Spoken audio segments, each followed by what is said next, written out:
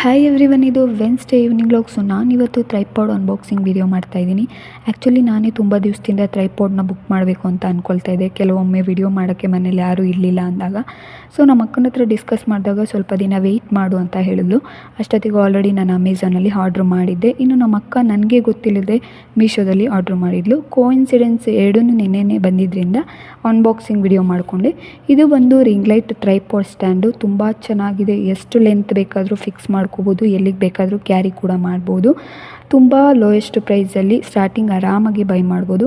ಇನ್ನು ಇದು ಬಂದು ನಾನು ಅಮೆಝಾನಲ್ಲಿ ಬೈ ಮಾಡಿದ್ದು $329 plus $40 delivery charges.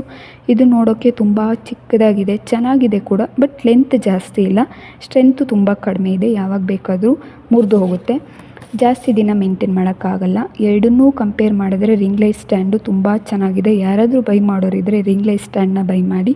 Thank you, bye.